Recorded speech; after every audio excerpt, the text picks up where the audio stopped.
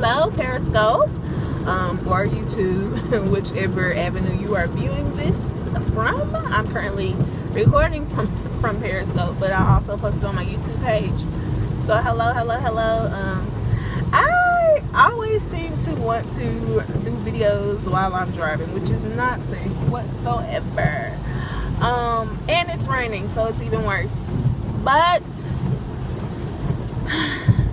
sometimes that's where I get inspired the most.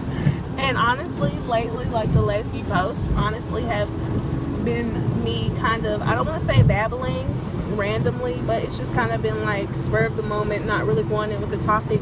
But this is what's on my heart to talk about briefly today, as I'm en route to work, about being transparent. I feel that it is extremely important to be very transparent when it comes to, I was about to say when it comes to life, but I'll just say when it comes to ministry. And I say that because it is your transparency that is relatable, in my opinion. Say, for instance, you're trying to sell a product. Well, anybody can memorize a script. Anybody can read from a paper. A lot of companies have scripts that they tell you to go by, and don't sway from those scripts. But I think it's important to be very transparent, very honest, very upfront, very open, because that's what's relatable. Because most people can read through that. Most people can tell when you're not being genuine or honest. And so, to me, I relate better to those individuals who, regardless of what they're talking about, whether they're sharing your testimony, whether they're trying to sell me a product, I relate better to those people that are very honest. If they have personal experience with, say, a product, and they say, you know what, this just didn't work for me, but that's okay, you know, X, Y, and Z, or it did work for me, and you can tell they're being genuine or realistic. And so on a deeper level, I may lose some viewers, but that's okay, I gotta say it. On a deeper level, if you're a Christian and you're sharing your testimony, I think it's very important to be transparent and real. Like, for instance, for myself, I can't ever get up and speak or talk to someone and say that I'm perfect and say that I've never made any mistakes, because that would be fake. That would be, I was about to say fake and phony, but that wouldn't be real. And also, I can't ever be someone that I'm not, because I feel like people can feel when you're not being honest. So, like me, my personality is very optimistic. My personality is like, yeah, that's one of the key words I can say. I'm a happy person majority of the time. And like, characteristics about myself, I'm from the South, so I can't go up to someone and try to be like from the North. I don't even know that accent, like, it's not natural to me. I don't know where you're viewing from, but you can probably figure that I'm from the South.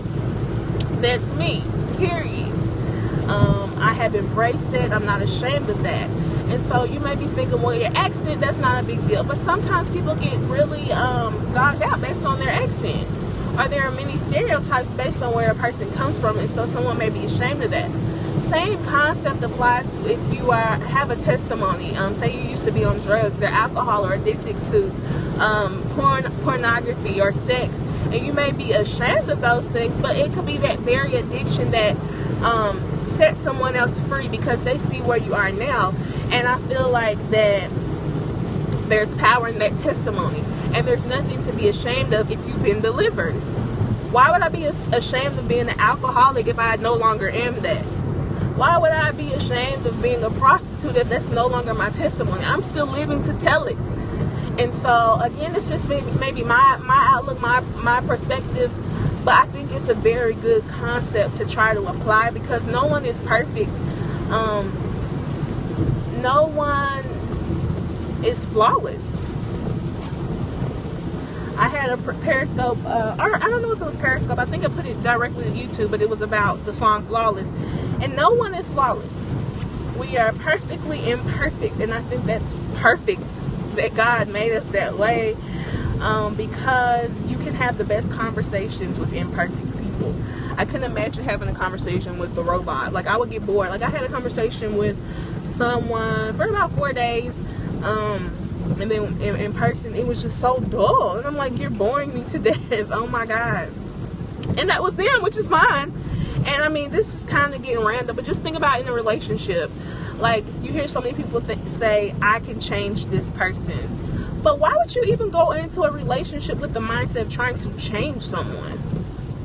We talked about that today in my popular culture class, because we're discussing women and the roles that they're portrayed as in film, as the woman who deserves the man to change for them. Well, I don't want someone to change for me. I want you to be completely you. And if you change, it's because you want to change for yourself, not necessarily for me. And vice versa, because I don't want someone trying to change me. So, just a little motivation for this Tuesday. God made you exactly who you are. You're beautiful. You're here for a reason. You have purpose, and only change if it's something that's been laid upon your heart to do by God. Okay, and you'll know if it's by God. Like for instance, myself, I felt so strongly in my spirit that I had to work on certain things. One being, I would say I would be a little selfish. And I don't think you can have successful relationships with a selfish attitude. And I thank God that He laid that upon my heart.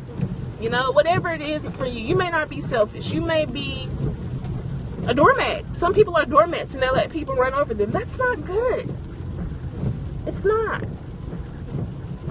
You're great the way you are, but everyone has flaws. Everyone has things that they could perfect about themselves, right? But I am now in traffic, and I don't want people looking at me crazy for talking to my camera. Not only that, but it's not that safe. So I hope everyone's having a great day, whether it's morning, noon, or night where you're viewing from. And I hope you guys that are watching do what you gotta do. Share this. I think if you slide right or left or up or down, you can go ahead and share it to Facebook and other social medias, Twitter. Do what you gotta do. Subscribe, or sign up to be notified when I'm live, so you can get more great topics. And last but not least, if there's something on your heart to do, do it. What are you waiting for? Do it.